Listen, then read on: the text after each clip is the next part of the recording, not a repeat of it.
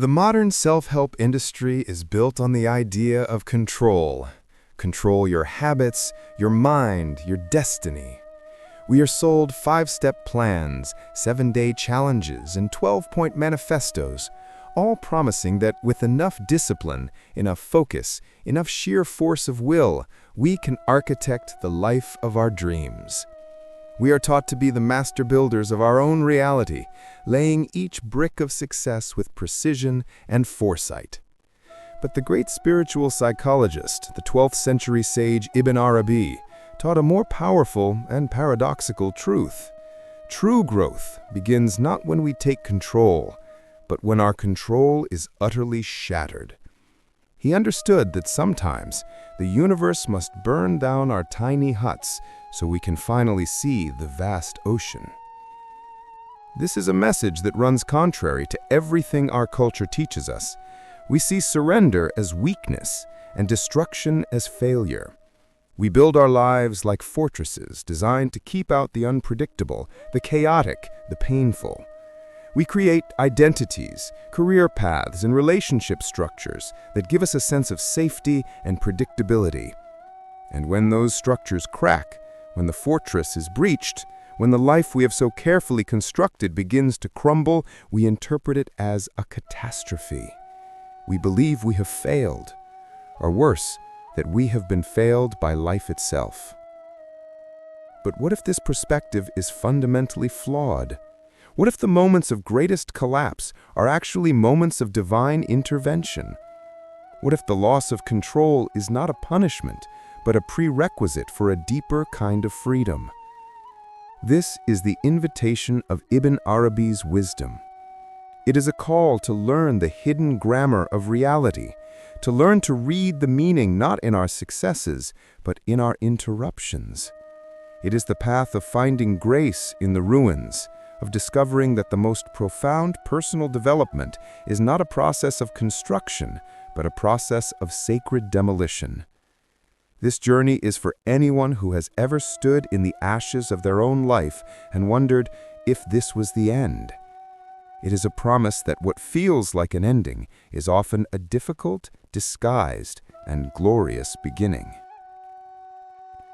To understand this radical vision of growth, we must begin with a story. It is a story that acts as a key, unlocking a door in the heart that often remains sealed by fear. It is the story of a man, a shipwreck, and a fire. Imagine a man aboard a great ship, sailing confidently across the ocean. The ship represents the life he has planned. It has a clear destination, a map, a crew. It is his identity, his security, his story. Then, without warning, a storm of unimaginable violence descends upon it. The ship, for all its strength, is torn apart by the raw power of the sea. In a whirlwind of chaos and terror, everything is lost. The map, the destination, the life he knew, all of it is swallowed by the abyss. By a miracle he does not understand, he alone survives. The waves, which just moments ago were agents of his destruction, now become his saviors, carrying his exhausted body and depositing him on the shore of a small deserted island. He awakens, coughing up salt water to a reality he cannot comprehend. He is utterly alone. The vast, indifferent ocean surrounds him. His first days are a blur of fear and desperate prayer. He scans the horizon from dawn until dusk, a single thought consuming him: rescue me. He pleads with God, with the universe, to send a ship, to restore him to the world he lost, to undo what has been done. But the horizon remains stubbornly empty. No one comes. Slowly, painfully, the raw instinct for survival begins to eclipse his despair. He realizes that waiting for the old world to return is a form of death. He must create a new one. He begins the arduous work of building a life from the wreckage. He learns the rhythms of the island. He finds a source of fresh water. He fashions a crude spear and learns to fish. And most importantly, he builds a shelter. With his own hands, he gathers fallen branches, strips bark, and weaves together giant leaves. He builds a small hut. It is a simple, fragile thing, but it is his. It is more than a shelter from the rain and wind. It is a shelter from his own despair.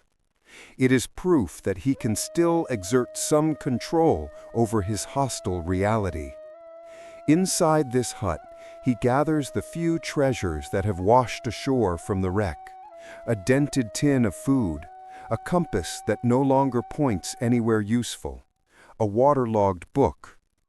These objects, and the hut that contains them, become the center of his new, shrunken universe. They are his last connection to a life of meaning and order. The hut is his monument to survival, his testament to his own resilience. His days fall into a routine. He hunts for food. He reinforces his hut. He stares at the empty horizon, and he prays. But his prayers have changed. He no longer simply prays for rescue. He gives thanks for his small, hard-won world. He thanks God for the hut, for the fish, for the simple fact of his survival. He has adapted. He has found a new, smaller, but manageable form of life. One day, he ventures further inland than usual, searching for a new spring. The journey is difficult, and he is away for hours. As he makes his way back to the shore, a strange, acrid smell reaches him. He quickens his pace, a knot of dread tightening in his stomach.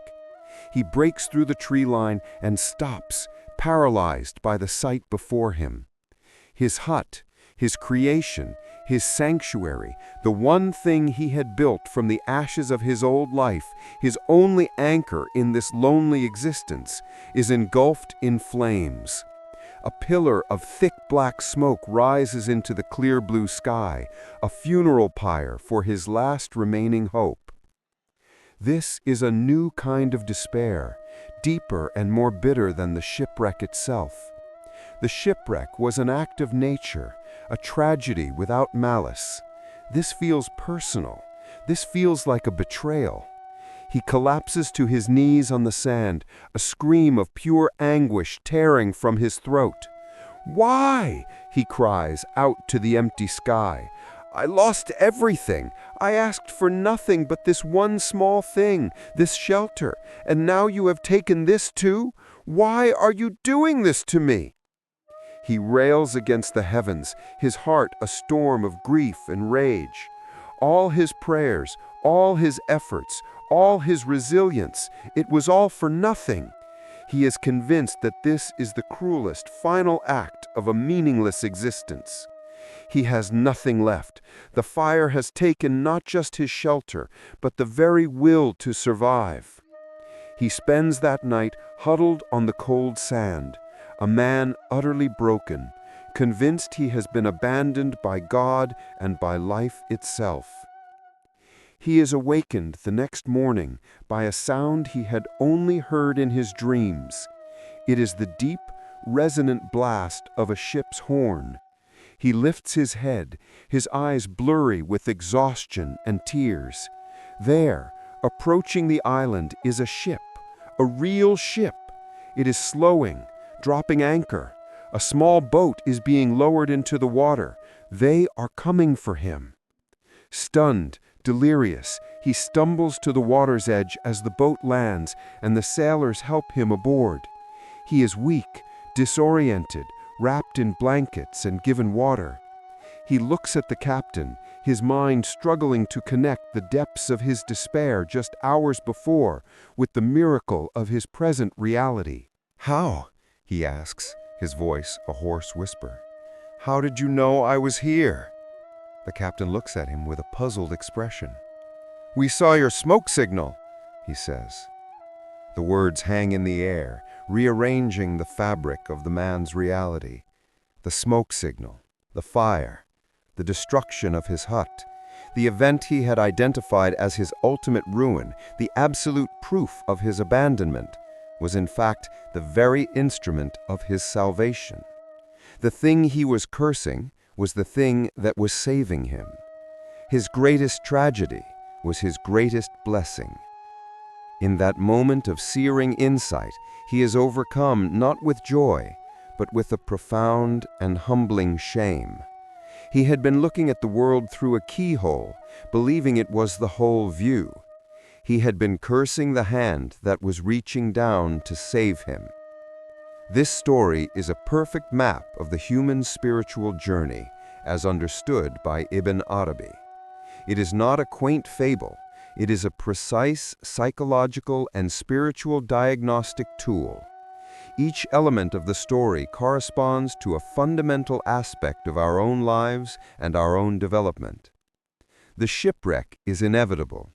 Sooner or later, in matters large or small, the ship of our plans, our ego, our carefully constructed identity will hit a storm. This is the job we lose, the relationship that ends, the diagnosis we receive, the belief system that shatters.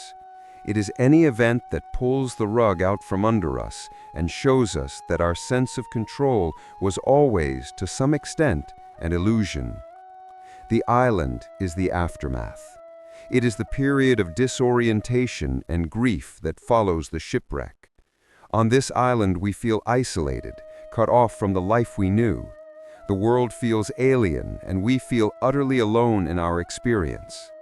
Our first response, like the man's, is to pray for the old world back. We bargain, we plead, we try to rewind time. We are stranded between a past we can no longer have and a future we cannot yet imagine. And then comes the most crucial and most dangerous phase of the journey, the building of the hut. The hut is the coping mechanism. It is the new, smaller, safer identity we construct in the wake of our disaster. It is the story we tell ourselves about what happened. Perhaps the hut is a story of victimhood. Life is unfair, people are cruel, I will never trust again. This hut is built of resentment and fear, and while it feels like a shelter, it is actually a prison that keeps love and possibility out. Or perhaps the hut is a story of rugged survivalism. I don't need anyone. I pulled myself up by my bootstraps. I will rely only on myself. This hut is built of pride and emotional armor. It protects us from further hurt, but it also isolates us from true intimacy and connection. The hut can be a new rigid belief system. It can be a cynical worldview. It can be an addiction. It can be an obsession with work. It can be any structure, mental, emotional, or physical, that we create to give ourselves a sense of control and to prevent ourselves from having to face the terrifying, liberating vastness of the open ocean. We furnish our hut with the debris of our old life, our memories, our grievances, our limited understanding of how the world works, and we become deeply, fiercely attached to it. We even start to thank God for our prison, mistaking survival for true life. Then comes the fire, the burning of the hut. This is the second and often more painful crisis. It is the moment when our coping mechanism fails us. The story we'd been telling ourselves no longer works. The emotional armor cracks. The cynical worldview leaves us feeling empty. The job we buried ourselves in is taken away. This is the dark night of the soul described by the mystics. It feels like an act of cosmic cruelty. We survived the shipwreck only to have our one little shelter, our last hope, destroyed. This is the moment we feel truly and utterly abandoned. We scream at the heavens, just like the man on the beach. We are convinced that this is the end. And this, Ibn Arabi teaches, is the precise moment that salvation becomes possible. The burning of the hut is an act of divine demolition.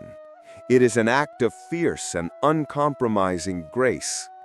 The universe, in its infinite wisdom, sees that we have become so attached to our little shelter that we will never leave the island on our own. We have fallen in love with our limitations. We have forgotten that we are children of the ocean, destined for a far greater journey. And so, in an act of profound mercy, reality itself sets our prison on fire. The smoke from the fire, the very sign of our devastation, the thing that smells of ash and loss and endings, is the signal to the higher intelligence, the deeper reality, that we are finally ready. Our resistance is broken, our false shelters are gone, our pride has been turned to ash. We have been emptied out, and only an empty vessel can be filled. The loss of our personal control is the very event that allows a greater, more intelligent control to take over. The ship that arrives is not the ship we were on before. It is a new ship, bound for a new destination we could not have imagined from the limited perspective of our island. This understanding is rooted in Ibn Arabi's vision of the nature of reality itself. For him, there is no separation between us and the divine. He taught the great doctrine of wahdat al-wujud, the unity of being. This doesn't mean everything is God in a simple pantheistic way. It means that there is only one true being, one reality, and everything in existence, every star, every grain of sand, every thought, every event, is a manifestation, a self-disclosure of that one reality. Therefore, nothing happens to you. Everything is an expression of the one reality unfolding through you. The shipwreck is not an accident. The burning of the hut is not a punishment. They are scenes in a single, coherent, and purposeful divine drama. From our limited perspective, trapped in the linear flow of time and the prison of our ego, these events seem random and cruel. From the perspective of the whole, the perspective of the author of the play, they are necessary plot points designed to awaken the main character, you, to your true nature. Furthermore, Ibn Arabi taught that this one reality expresses itself through a spectrum of divine names or attributes. We are comfortable with the names that align with our idea of good, the merciful, the loving, the provider. But reality also has names of severity and majesty, the abaser, the constrictor, the giver of death. For true growth to occur, for us to become whole, we must experience the full spectrum of reality. We cannot only live in the sunny meadows of the merciful. We must also walk through the terrifying canyons of the severe. The burning of the hut is a manifestation of one of these severe or jalali attributes. It is an act of constriction, of demolition, but its ultimate purpose is one of mercy, of jamali beauty. It is the surgeon's knife that cuts away the disease. It is painful, but it is for the sake of healing. The disaster is a disguised mercy. We are so focused on the pain of the fire that we fail to see it is the very thing clearing the path for our rescue. The journey of personal development, then, is the journey of refining our perception. It is about learning to see with both eyes, to see the severity of the event on the surface, but to also perceive the hidden mercy within it. It is the art of learning to read the smoke signal in the fire. Let us bring this map into the quiet sanctuary of your own being. Let us move from the parable of the man to the reality of your own life. Because you have a hut. We all do. Take a moment to close your eyes. Let your breath deepen, drawing your awareness away from the noise of the world and into the landscape of your own soul. First, I invite you to gently recall a shipwreck in your life, a time when your plans fell apart, when you felt lost at sea. It could be a major life event or a smaller, more private disappointment. Don't relive the trauma. Simply acknowledge the event, like a landmark on your journey. See it as the moment you washed ashore on an island. Now, with courage and compassion, I ask you to look for the hut you built afterward. What is the story you told yourself to survive? What is the coping mechanism you constructed? Is it a fortress of intellectualism, where you analyze every feeling to death to avoid truly feeling it? Is it a wall of perfectionism, the belief that if you can just be perfect, you'll never be hurt again? Is it the comfortable blanket of pessimism, the assumption that things will always go wrong, which protects you from the pain of disappointment? Is it the frantic business of people-pleasing, the belief that if you can just make everyone happy, you will finally be safe and loved? Be honest. What is the structure you are hiding in? You will know it by the subtle feeling of confinement it gives you.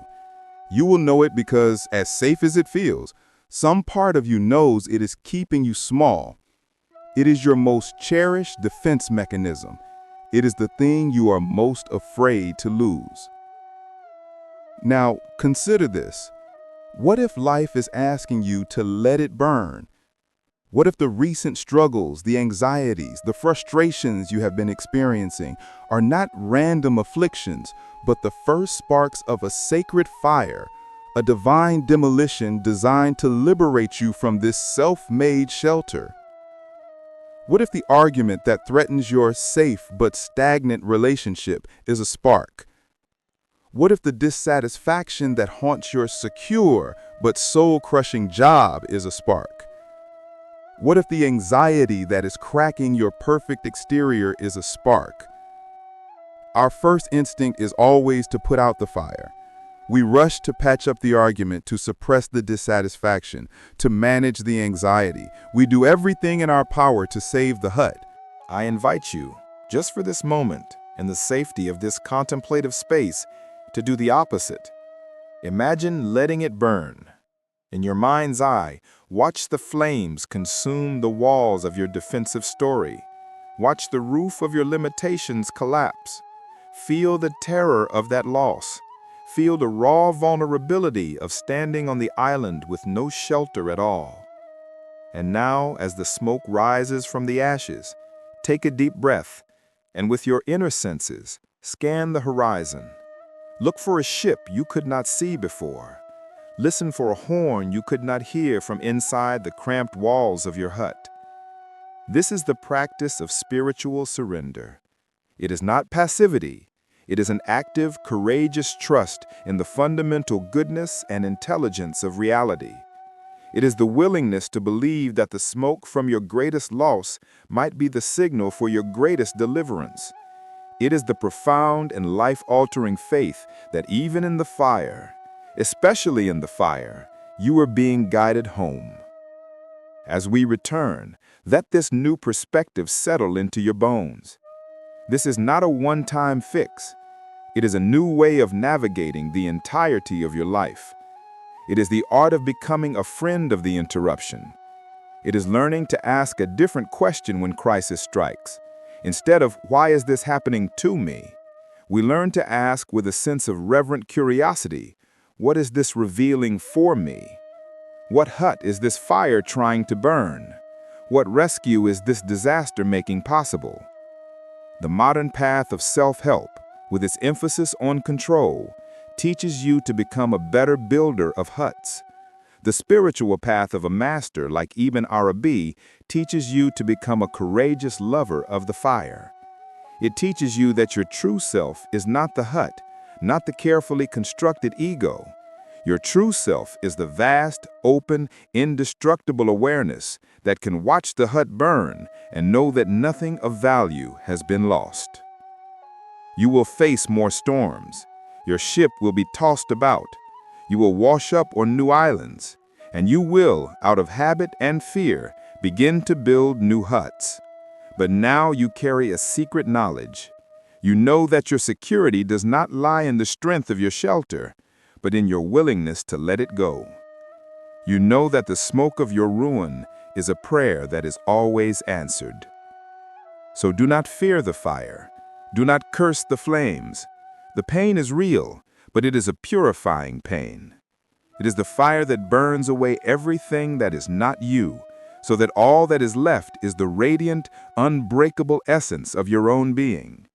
It is the fire that clears the land for a new kind of growth, a growth you could never have planned or controlled. It is the smoke that rises to the heavens, a beautiful, dark, and holy signal that you are, at last, ready to be found.